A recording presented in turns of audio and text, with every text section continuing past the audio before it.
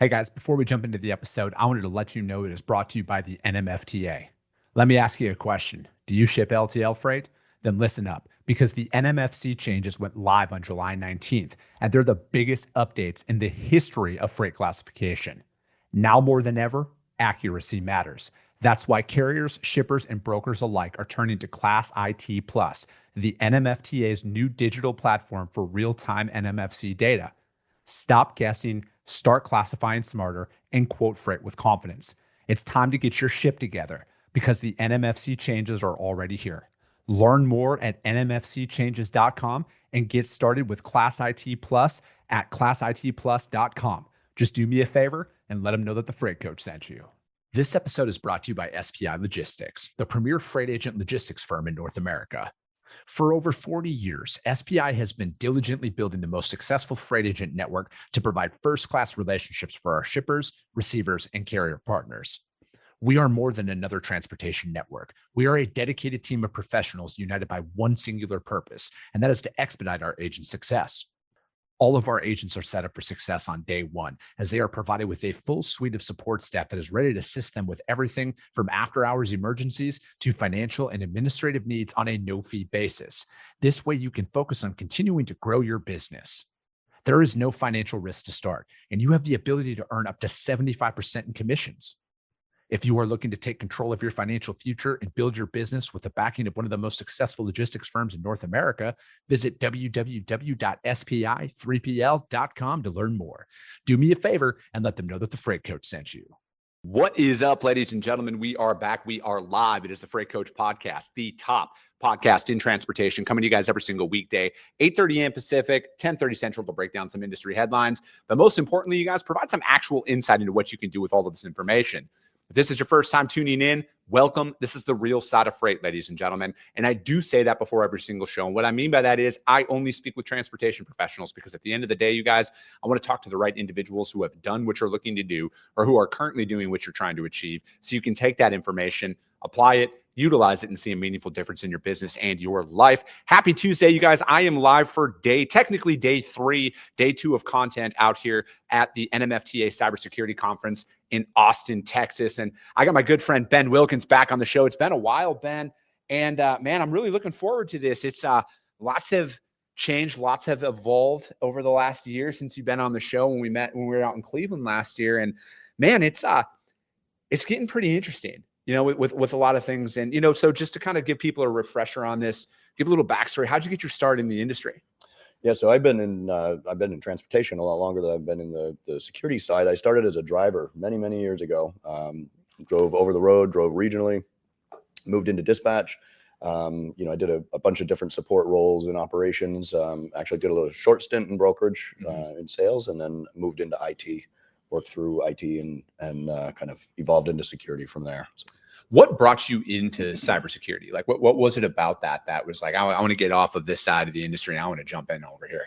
So there's a couple of different things. One of them is, you know, it's kind of I like puzzles, right? Yeah. And so it's like I get to do puzzles all day, basically, you know, in the cybersecurity side. But really, the draw in transportation is there's so much technology, and I was kind of part of introducing a lot of technology into the industry, you know, into the company that I was in, and we were seeing a ton of change and kind of forced adoption of these different tools, integrations and things.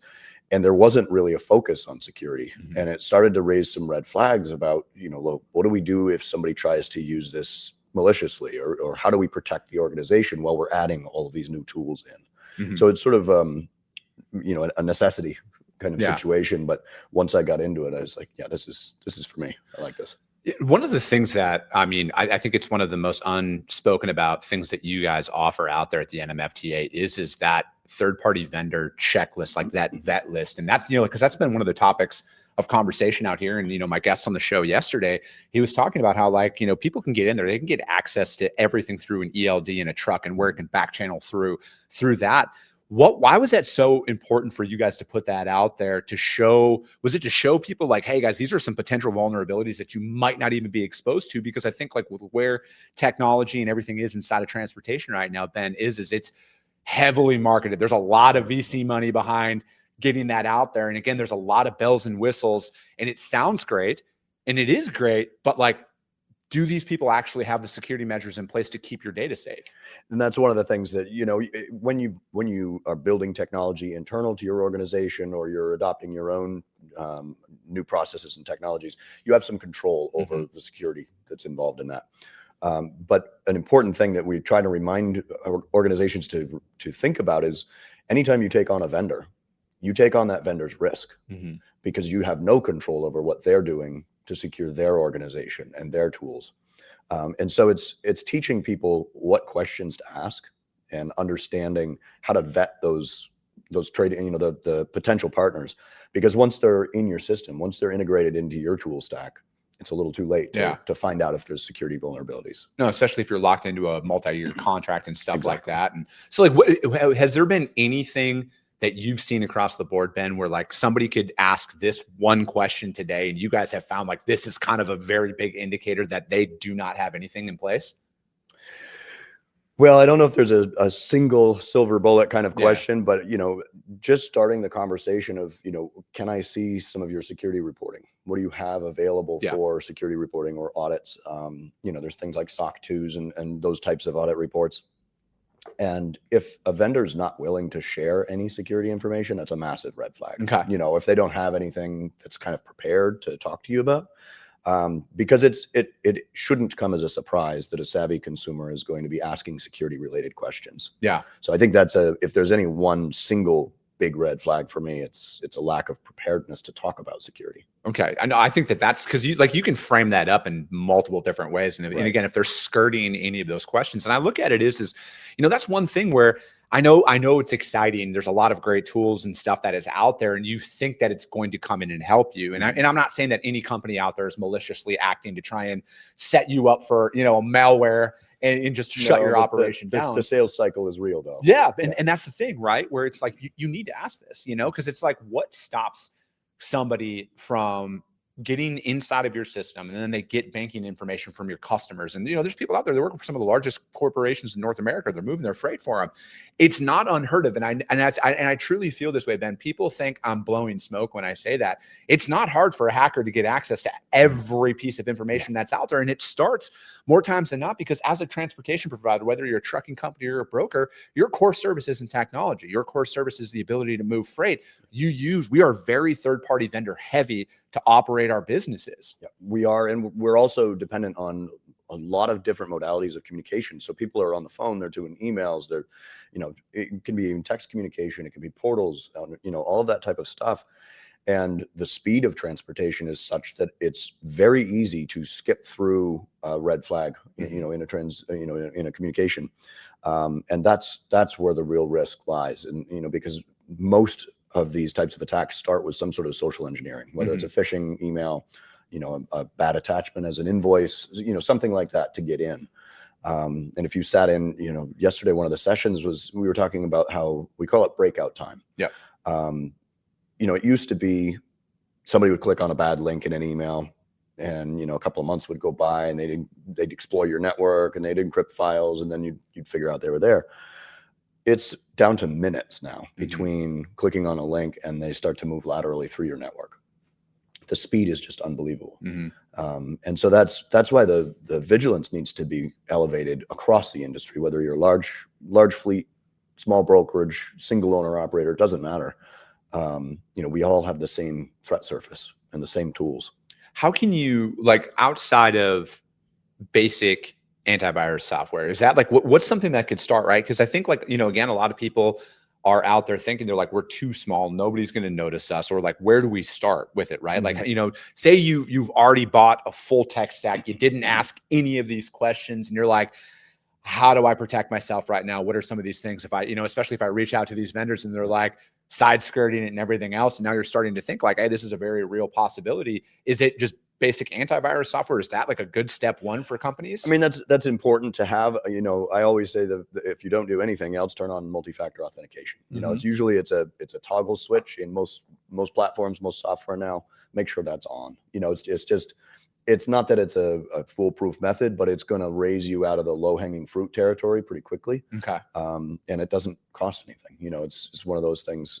Educating yourself and your team about the risks that you face and the techniques that malicious actors are using right now for social engineering. That's a big one. So I was gonna say, what is it with multi-factor authentication that stops it?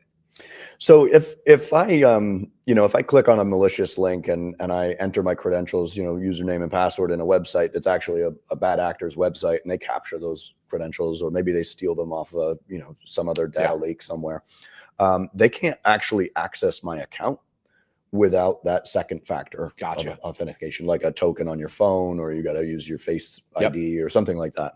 And so it's just it takes you from a really easy compromise where I just use your username and password and get in, to a little bit more work and a little bit more chance for you to detect somebody trying to get into your account.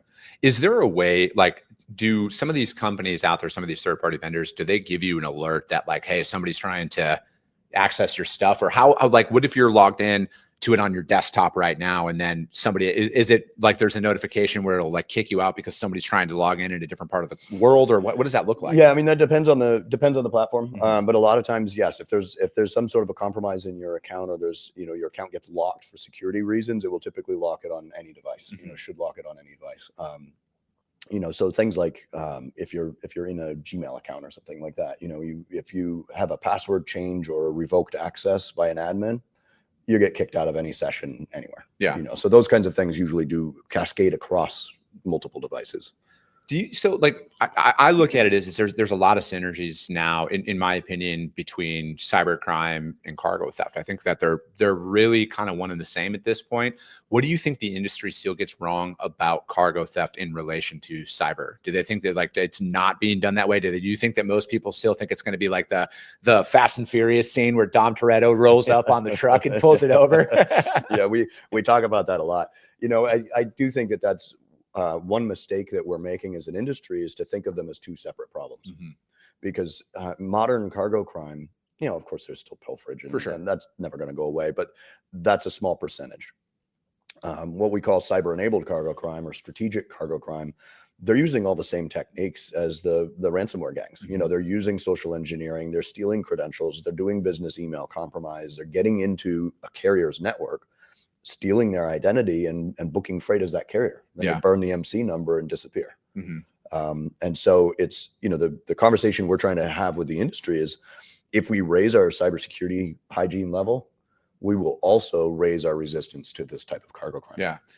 Do you think, like, what is, because, I look at it is the real victims, obviously there's a lot of victims involved in cargo theft out there, but I think the real victims are the owner operators and the small fleets who are actually hauling the stolen cargo, and they're unaware that it's even stolen out there. Like, what are some of those things that you've seen that are like blatant red flags? And I know I got a couple, right? Like, I know how the freight market is out there. I actively move freight every single day. And I think that if, we have to, I think it's something simple from my perspective, Ben, is if it sounds too good to be true, it probably is. Like, no shipment in this market is that hot that it's paying triple of what it normally does. Right. Yeah. And it's, I think that some of the things that we've seen pretty regularly are, like you said, looking too good to be true is a huge red flag. But, it's also kind of teaching people to understand, what does a carrier's digital footprint look like? Yeah. How old is their domain? Do they have a company email set up? When did they register that MC number? Have there ever been changes on that MC number?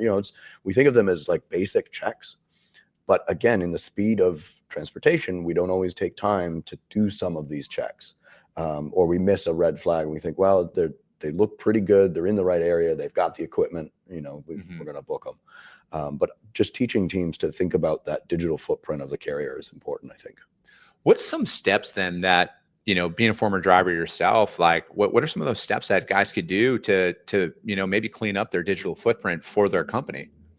Well, I think one of the things is, take the time to actually have a company email. Yeah. I mean, it sounds daunting to people who are not in technology, but it's, there are ways to do it that aren't, it's a low bar of entry to just get a domain name and tie your email to it.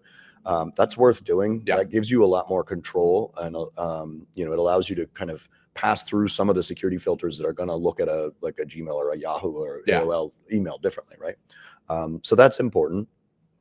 Obviously, setting up multi-factor on all of the accounts, if offered, and being aware of what your kind of the information exposure that you have on the internet too. You know, you don't want to be posting about the types of freight you're hauling or the lanes you're running.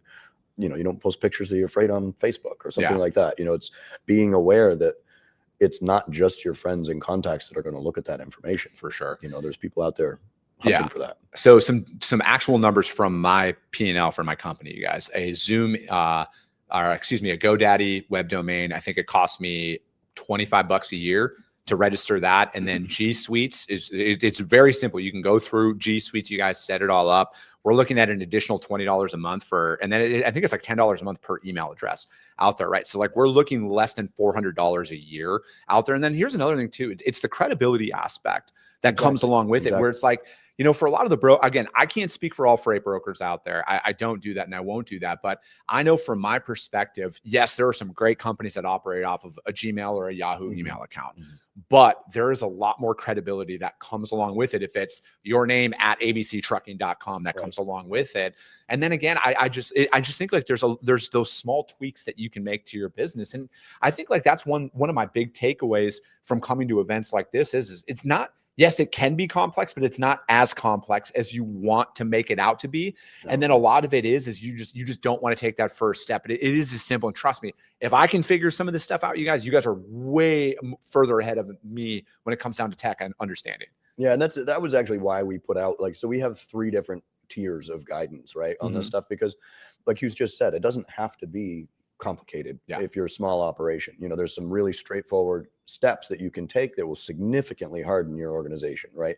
Whether you've got one person, you're doing everything yourself, or maybe you've got a couple of people and, you know, but you don't have an IT person, or, you know, something like that.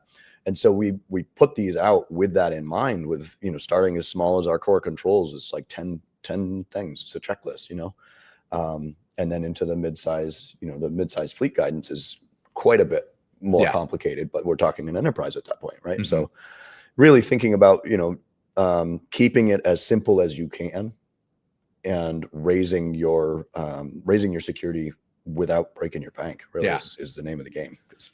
Well, I was gonna say with where we are right now, you know, obviously DC is the most vocal about this industry than I've ever seen it in the entirety of my career. And, you know, you could make the argument that it's more political than not out there. And I'm a skeptic at heart. I want results. I see a lot of empty words when it comes from DC, and this is not a partisan thing. This is all parties, a lot of empty words, not a lot of action and substance that comes along with it. But where do you see us synergistically working with DC, the DOT, all of that? Because I'm just such a firm believer that no matter what, freight problems are going to be solved by freight people. And it's us coming together, systems talking, all of that stuff. How do you see that happening? Yeah, and so DOT just opened up their request for comments I think it was last month, just recently closed. And, you know, on the cargo crime aspect specifically, which is good, you know, like you said, it's good that it's being talked about.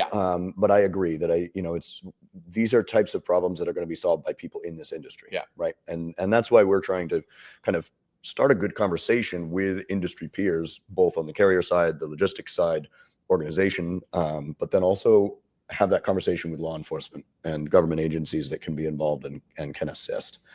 Because I do think it's with the cargo crime situation that we're in right now, it can't just be solved at the carrier level. It can't be solved at the broker level or the shipper level or just the law enforcement level. You know, it's a 360-degree solution has to be put in place.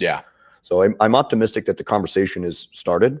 You know, I kind of in the same camp that you are, that I want to see where it goes, but that's, you know, we're at NMFTA. That's one of the things that we're really pushing on, is to keep this conversation going and start seeing some results. No, and that's the thing, right? Is I think that and this might sound, you know, the irony of somebody who's on social media as much as I am saying what I'm about to say is we got to stop making posts about it to get short-term engagement. We got to push actual meaningful change with a lot of this stuff, right? Because I feel like in today's day and age, with a lot, you know, people they're going to talk about stuff that gets them short-term engagement on social media, and then there's no substance that comes along with it, right? And that's what I mean when I say like it's going to come from freight people. Like, we have to clean up this industry. Like, and frankly, you can sit here and look in any other direction, but like that accountability factor, like, we're all a part of the problem when it boils down to it. 100%. We are a part of why we are where we are today. Yeah, we've focused on speed and efficiency, and we've sacrificed security and reliability in the kind of identity management aspect of reliability. And it's going to, I love the way you put it. It's not going to be put out a few sound bites and solve the problem because we talked about it. It's going to be roll your sleeves up, get your boots dirty. We're going to be in the trenches for a while fixing this. This is not a quick solution, but it is something that as an industry, I've seen it multiple times. I'm sure you have. We can do amazing things in transportation when we put our minds to it. No, and I see the same thing happening with cargo crime. We'll get out in front of it. It's how do we get out in front of it though, right? Because it's like people, you look at deep fakes, AI, you look at a lot of stuff that's out there. Obviously, criminals adapt. Shocker to some, but like they are trying to get ahead. So how do we stay ahead of it, right? Like how do we actually? Because like again, I feel like good people are way more powerful than bad people when it comes down to it, and like us utilizing that information, that's how it's going to get stopped. I think we need to really focus on being equally as nimble and as creative with the tools that we have, because that's one thing that the bad actors are very good at, is figuring out all the different ways they can use the tools to get maximum advantage in any situation. So we need to kind of think like that and think, how can we do more with what we have? Number one. And also stay up on, the evolving technology that's being used, and whether it's used in transportation yet or not, we need to be aware of it. Things like deepfakes, like you're talking about. I mean, that's something that we need to be teaching our people about that now. Not waiting for somebody to try and use a deepfake video to get access into our company. But our teams need to be trained on that now, because it's a real thing. And it's one of those issues where, looking at how we've done business in the past isn't going to help us solve the challenges the business is facing now. Because so many pieces have changed and so many new pieces are on the board that we've never had to play with before. And we need to adapt quickly. One thing that I found is that, like, man, it is. I still think that the criminals out there and the fraudsters, their playbook hasn't changed as much from like how they're trying to get access to the freight. It's like obviously there's been a lot of highly publicized cases here recently about it. And it actually shocks me that the amount of people don't look at it, the inside job aspect of it, like who on the inside happened to tip them off on it. And, again, because it's like I've had more people in my life reach out to me about 2 stolen truckloads of tequila than I have. They've never asked one thing about my day job ever. That one got a lot of press. Yeah, a lot of press, right? When Guy Fieri's on 60 Minutes out there talking about it. But again, I feel like standards is the thing that is overlooked. Like you brought up speed earlier, and that's the thing, right? Like it's fast paced, spot market, get the thing going in there, try and make some money on the load. I think that if you just take it down, take a couple of minutes, have standards for how you're selling your freight. And the more and more I've thought about it here over the coming weeks, I'm actually not going to tell people what to say anymore. If you see me in person, I will gladly tell you how we vet our carriers live on the phone, because the bullshit meter is still the same. That's out there. That has not changed. And I feel like the harder you make it for somebody to get a shipment from you, and I'm not saying the driver has to do 10 jumping jacks on video or anything like that. I'm saying having a actual set standards for how you're selling your freight deters a lot of that stuff. And that has not changed over the entirety of my career. No, and that's a really, it's an overlooked control that a lot of people, don't necessarily think of as part of what the ways to prevent this stuff, but having business processes and sticking to them, training your team. This is our process. These are our standards. You don't make exceptions, because it's always when you make an exception, that's when you open up a risk, right? And we see it all the time where it's, it's a hot load on a Friday afternoon and it's got to go. That's the one that you give to a carrier that you might not normally use, and that's the one that disappears. No, and that's it, right? And again, trust me, nobody's doing you any favors by taking it for less than what you have it posted for. I don't know how this still gets people, but they're not taking it for less. They're not your friend. All right. Like, let's be honest. They have a business to run too. And especially in this market, well, they're actually taking it for free. Yeah, exactly. When rates are as depressed as they are out there, nobody's taking it for less money because they want to do you a solid, and when you brought up something earlier too, and this is one thing, stop posting your commodities in the loads. You guys, like, you are exposing, and I see this all the time. So for anybody out there who's hearing this, who's saying it's not a thing, open up the load boards, any load board, and go through those shipments. They are all listed in there. You are literally putting a target on your back at that point. Yeah. I mean, it's so quick to just cherry pick. What can I move quickly? What's got a good second market right now, and what can I make disappear? And if I can go and cherry pick off the load board, it's easy. Dude, That's easy. It's hunting season at that point. But Ben, I also look at it like this, man.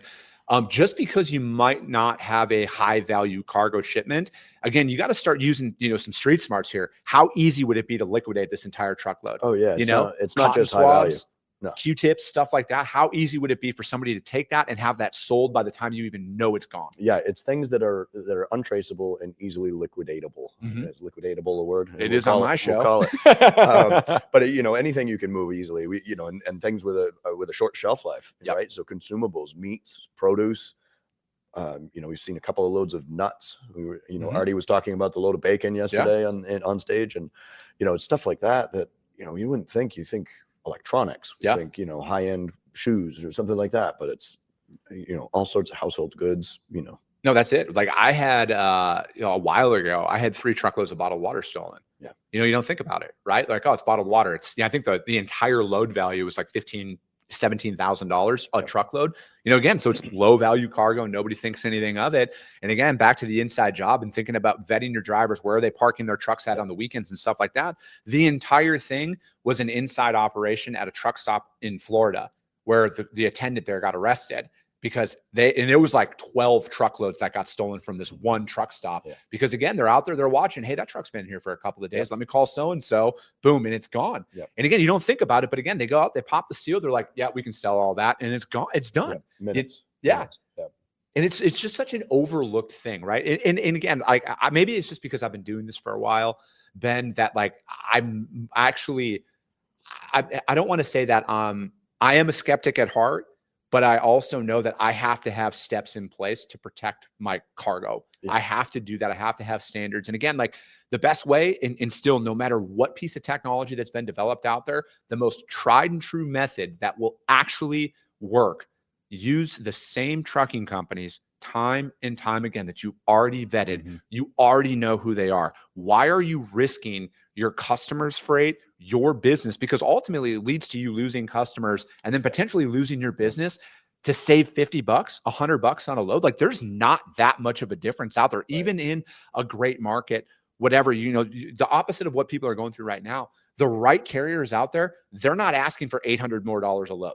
They know what they need. They know, and again, when you're vetting, when you have those standards, the right carriers are actually attracted to that, because guess what? They have their core customers that they have to be back for. And they're like, oh, these guys are dialed in. I want this freight because I have to be back in Chicago. I have to be empty at noon to pick up my 4 p.m. Yeah, it builds that trust both ways. Yeah. They see you raising the bar and raising the professionalism on that side, and they're going to be drawn to that if they're of the caliber that you want to be working with. It is those simple steps like that, though, man. And again, I look at it, I think that it's also one thing that technology brings into the mix is they're trying to overcomplicate what we're trying to do, right? And I look at it is there's a couple of key simple steps that's out there, and it's gonna minimize. I'm not gonna say it's gonna eliminate anything because I'm not naive, but I'm also smart enough and been doing this long enough to know that when you have a system in place that works, you have to stay inside of that system, because the way freight is moved isn't changing probably in our lifetime. It's going to be done in 50 years how it's being done today, right? It's going to pick up at point A, it's going to deliver to point B. That's not going to change. We are making more complexities to this with the more technology that's brought in. But again, it's I look at it obviously everybody wants AI, and automation. It's if you have shitty processes, guess what? Now you have automated shitty processes. I was going to say, I've said the same thing 100 times. It's the only thing that AI is going to do is do your bad processes faster than you can. That's really the only benefit you're going to get if you don't rethink the business processes first. Yeah. That's so important. And you're paying $50,000 a year to have automated shitty processes at that point. But Ben, I appreciate your time, man. How does anybody reach out to you to learn more about what you're doing specifically at the NMFTA? Yeah. So, our website's a great place to start. nmfta.org/cybersecurity. We have a ton of free resources on there. All of our guidebooks, the vendor checklists, all that stuff is for free for anybody in the industry. So free is a great price, you guys. I don't know if you're aware of it, but free is a great price. You guys, that's going to be it for my time out here at the NMFTA Cybersecurity Conference. I say this often. It's my favorite show to come to. It's one of the very rare instances that I can walk into a room at a transportation conference and not hear something that I've heard time and time again, and kind of be like, draw that parallel of like, oh, I've experienced that in the industry. That's what I love about this is it's that learning. You got to put yourself in these environments because the way that things are, it's evolving, and you have to stay ahead of the curve, you guys. You really do, because by all of the cutting edge technology today is yesterday's news tomorrow, and it's going to continuously evolve, and you got to stay ahead of it. That's why you got to align yourselves with organizations like the NMFTA and come to the Cybersecurity Conference, because they have spearheaded this, you guys, for 5+ years. They are way ahead of the game, and this is where you got to get your resources from. I appreciate you guys. I love you guys, and we'll be talking to you soon. Came back with a bang, window down, yelling out money, anything.